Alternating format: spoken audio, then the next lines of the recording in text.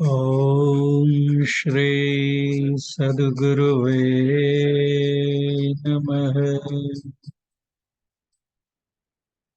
I bow down at the holy lotus feet of true Guru, whose words of wisdom are like mighty sunbeams to dispel the darkness of ignorance. Guru, the beneficence personified, takes the disciple to meet the Supreme Being. I offer my humblest obeisance again and again to such a benevolent Guru. True Guru, whose glory is indescribable in words. Whatever little I could or would say is only because of his compassionate grace. Om. Hello, my respected viewers.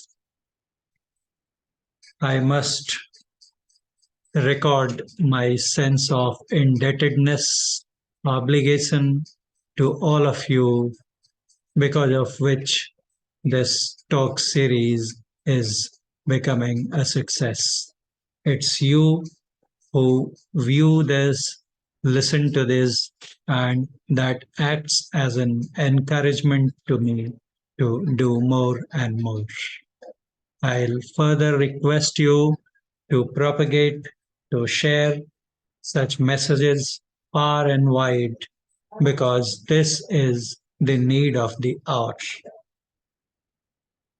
Much of the strife, unrest, hatred, violence that we see taking place around us is only because we have made our priorities topsy-turvy.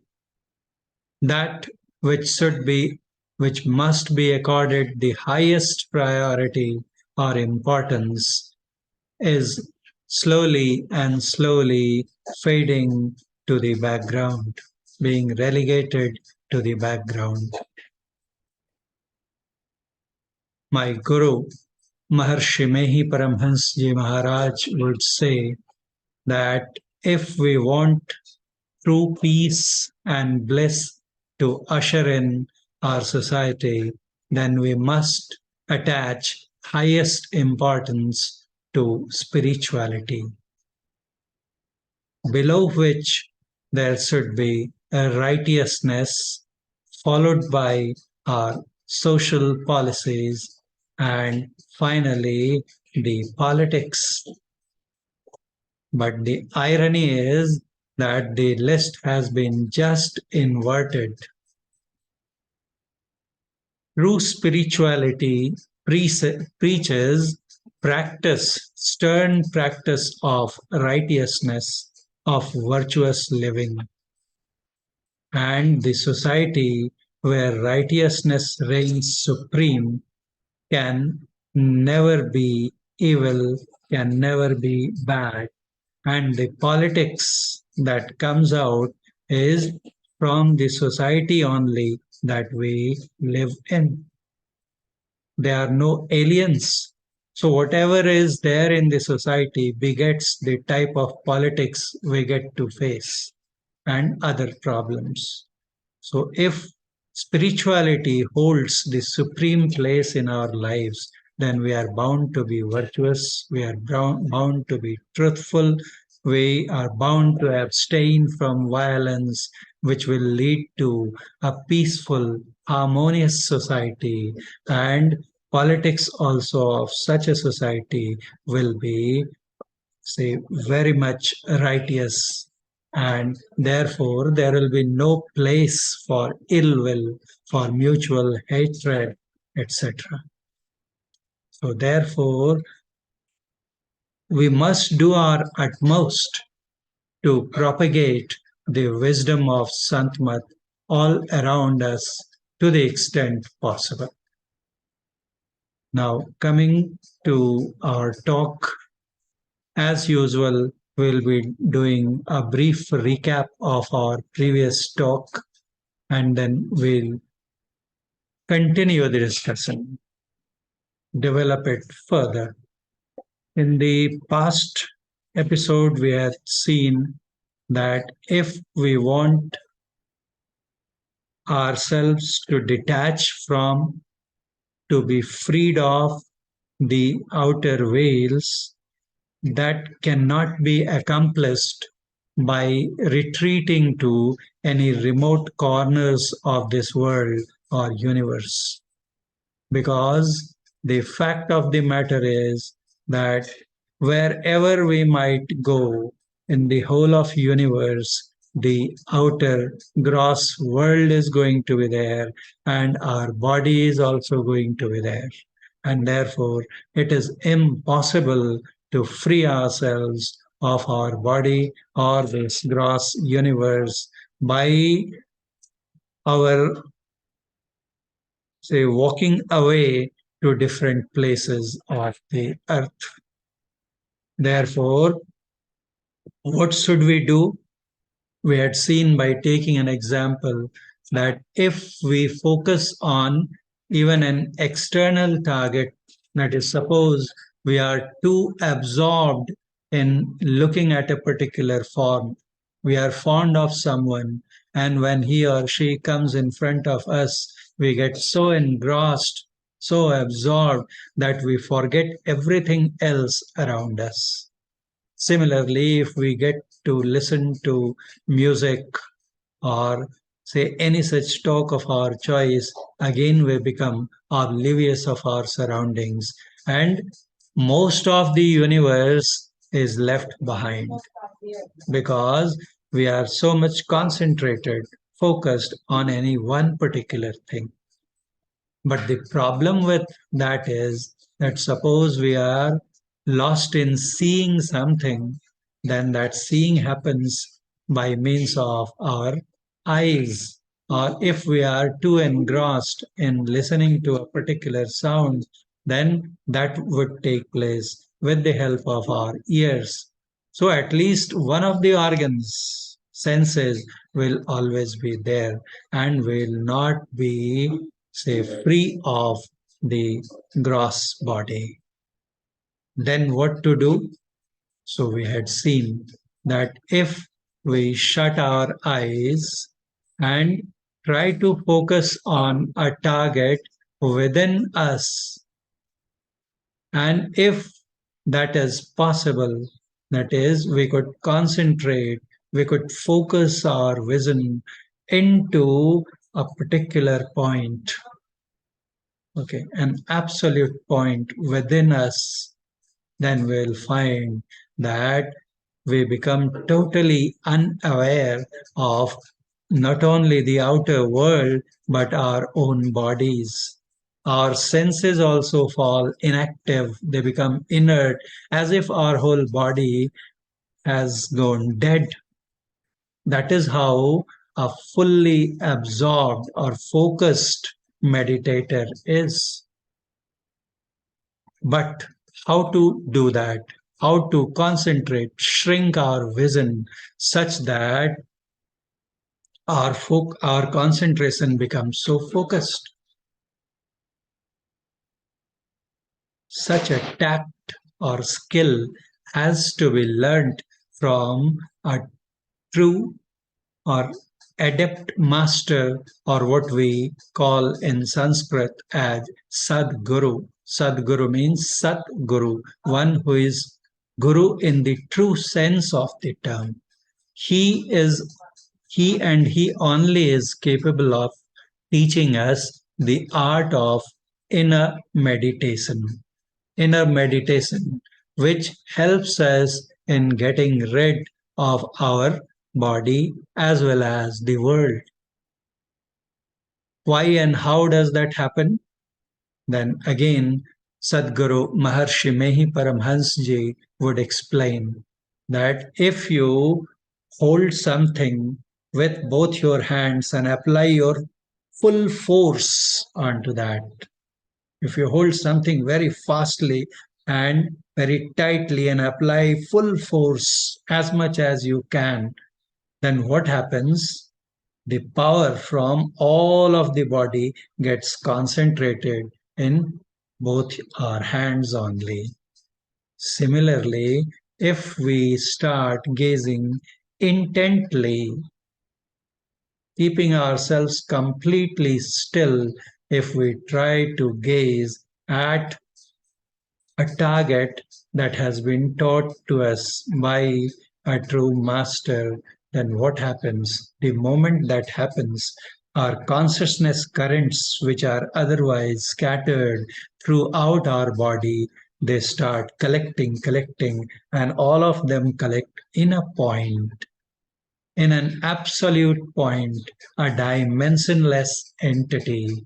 And the moment that happens, our concentration becomes focused in such a subtle manner that it pierces the gross body, the plane of gross body, and the gross universe. Just as water is subtle and it penetrates through soil, similarly, our consciousness also pierces the level of the gross body, and we move on, or we rise into what is astral world or subtle world.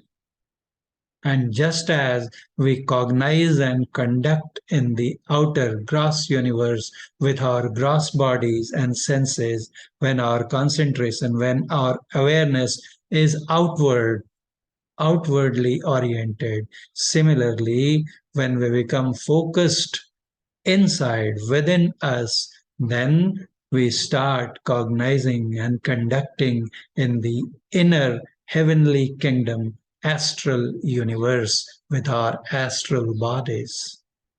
And that is how we are freed of, or we leave behind, or the veil of the sheath of the outer gross body falls apart. So that is one way. Or Sadguru Maharshi Mehi Paramhansji would say that the divine design is unique in the sense that the universe, there are as many levels of it, there are as many spheres of it as there are of our body. Just as we see gross universe around us and we have gross body, our gross body, similarly, we have astral universe and astral body. We have got causal universe and causal body. We have got supracausal universe and supracausal body. We have pure conscious universe or realm and pure conscious body. There is a unique correspondence between the level of the bodies that our awareness is in and the universe around us. For example, the outer universe is made up of, Maharshi Mehi Paramhansji would say, and the same is echoed by many other saints and even scriptures, that the outer universe, gross universe, is made up of same 5 elements which go on to constitute our gross body, namely soil or earth, water, fire, that is heat, then air and sky or space. The whole of the outer universe is constituted of these very 5 elements and admixture of these, and so is our own body. So that is why, if at a particular point of time our awareness is at the level of our gross body, then we see around us, we cognize around us, we perceive around us the gross universe. But if by learning some method of inner meditation, if we can rise above our gross body, then at the same time, we also transcend the gross universe. We assume astral or subtle body, and at the same time, we move into the astral universe or subtle universe. And if we further continue with our meditation, going to more and more advanced level, then by and by one, our even our astral body will be left behind, and we'll assume a causal body, and we'll rise into the causal universe.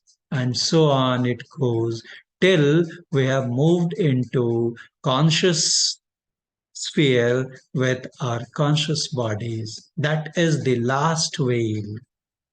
That is the last veil where we get a glimpse of our true self, of our God.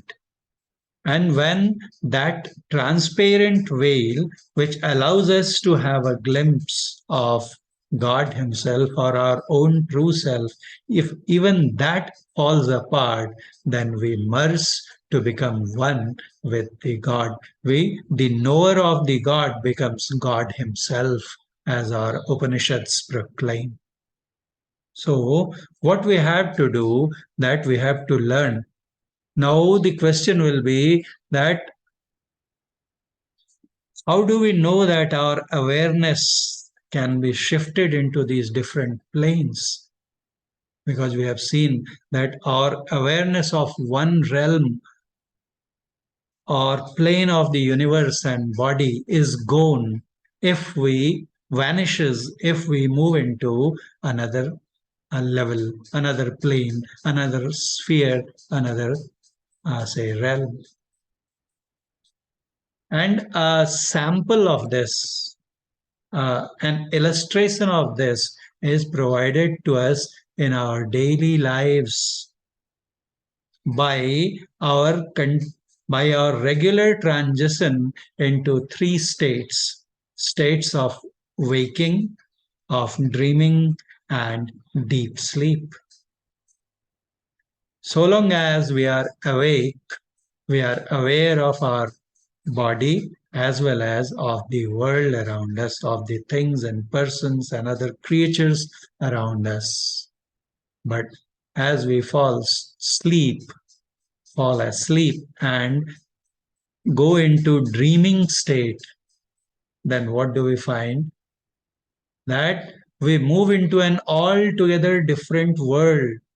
And there, in that dream world, where there are many, uh, scenes or persons which otherwise would seem so absurd, which might seem so unreal, but so long as we are dreaming, they look so real. The feelings of pain or pleasure that we get while dreaming, they are so real as much as they are when we are in the woken up state. But the thing is that so long as we are dreaming, it's an entirely different world. Our body is also there, and a different world is also there. Our friends might be there, our old acquaintances or our relatives may be there. Different types of imagined, things also could be seen over there. And when we are dreaming, then our senses don't work. That is, suppose if we have a habit of sleeping with partly opened eyes, and I am sleeping in my bed and my eyes are partly open, and had my eyes been working, then I should have been seeing the ceiling or roof of my house or the room where I am sleeping. Suppose if my eyes are shut, but my ears are not. And as I was going to sleep, I had put on a light music, okay, in a very dim sound. And I was reading a novel or any book of my choice, and as I fell asleep, the book fell, my hands also fell over the book, my hands are touching the book, but I am dreaming.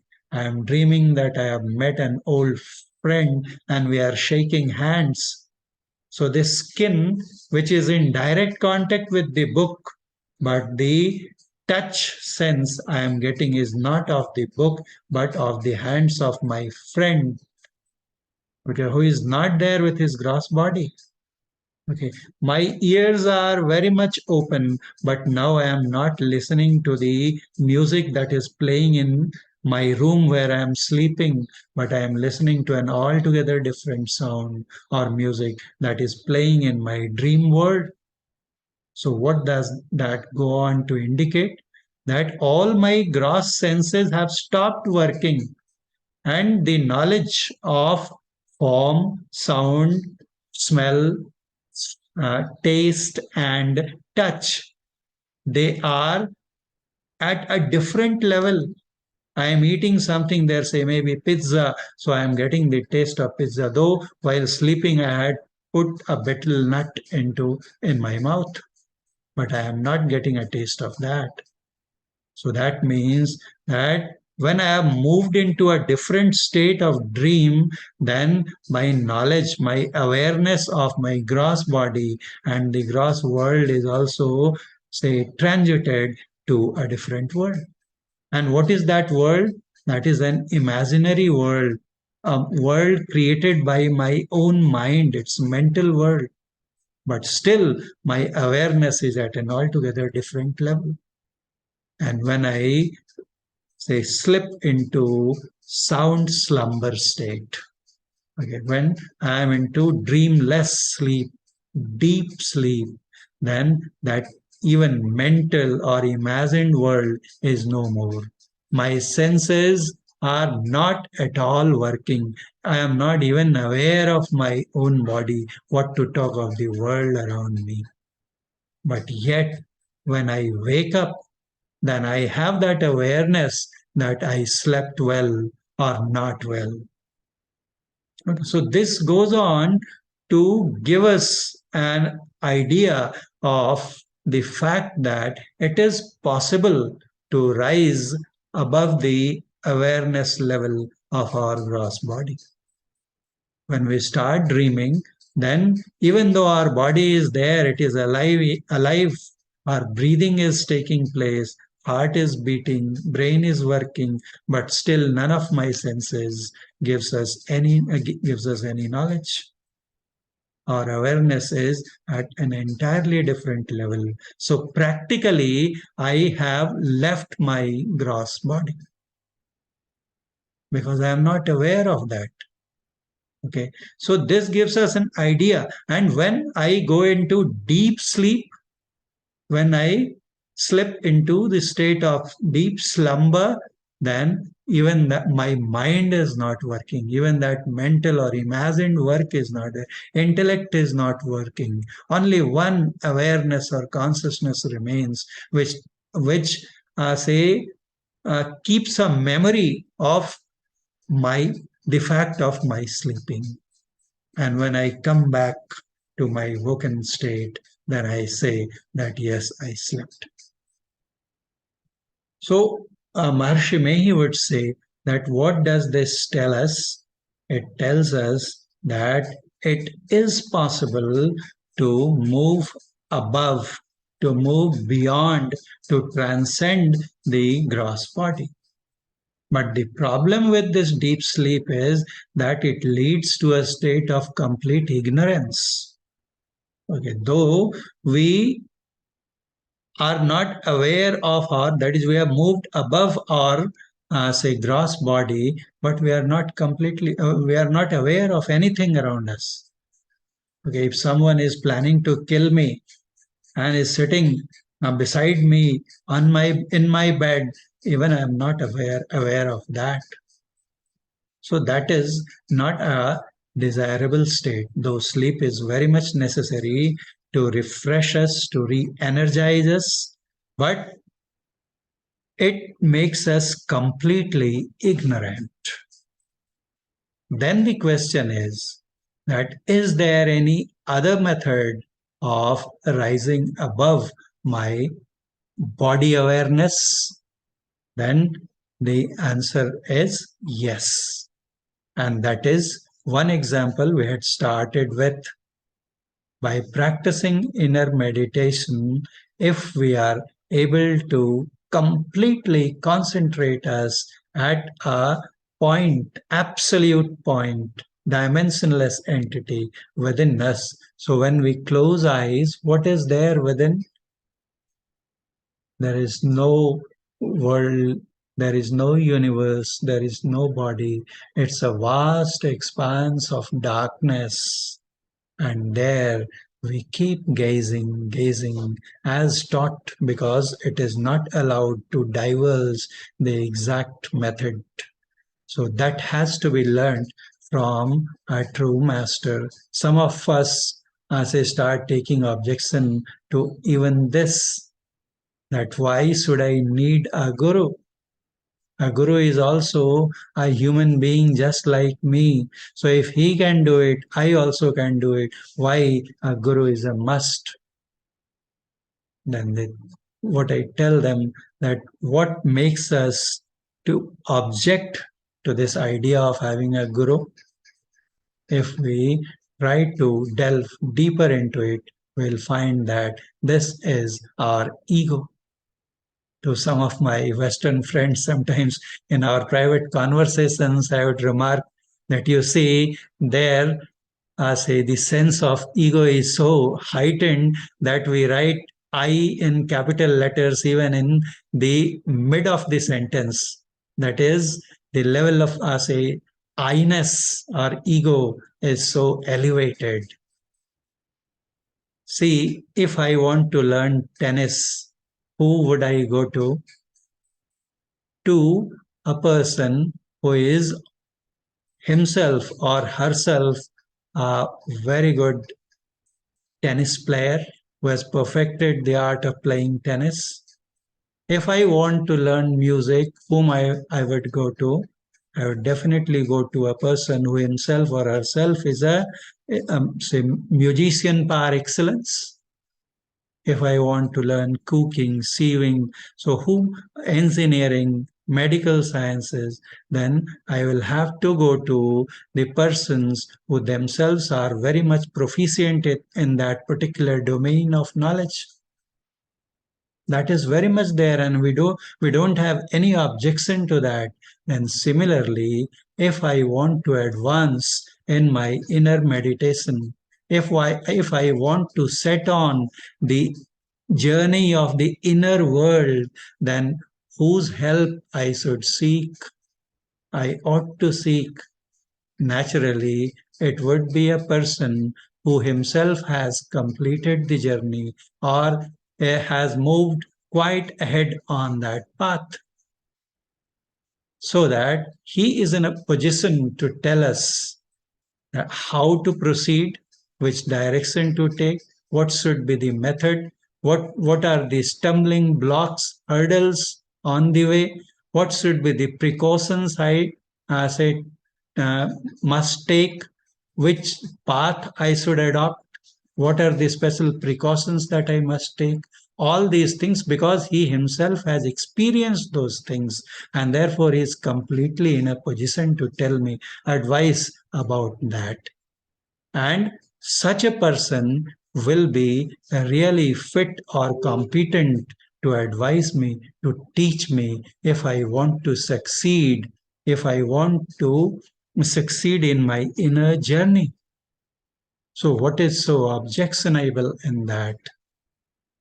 If the name, then we can take, say, decide a name of our own choice. Let it not, don't call it Guru, don't call it Murshid, don't call it as a master. You make, say, choose any name of your choice, but the need for such a competent person, such an adept person who himself is proficient in the inner journey, in this art of completing inner journey, is a must. So therefore, a guru is a must. Then the question is that which knowledge is real? I am seeing something, I am hearing something, I am tasting something in outer universe when I am awake. I also see something, hear something, taste something, touch something when I am dreaming. When I am dreaming, those experiences are very much real. But when I wake up, then I say, I was dreaming. Oh, that's completely a false experience. It was just an illusion. Who says that whatever was seen in, say, dream state is an illusion? The one who has woken up, or somebody besides us is sleeping and I have woken up and I see him crying or shouting in his dream, then I laugh at him or her. See, he's dreaming. There is nothing which he is shouting about. He seems to be so afraid, but there is nothing to fear. And then I shake him that please come out of your, as a dream state. And he wakes up, and then I ask, what happened? He said, nothing. But just now, a moment ago, you are crying, you are shouting. he also or she also laughs at his own experience because now he knows that what he had been seeing till that time, till a few moments ago, was unreal.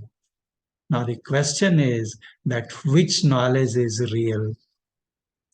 Because there are persons who tell us that what we consider as real in our woken state is also a kind of dreaming.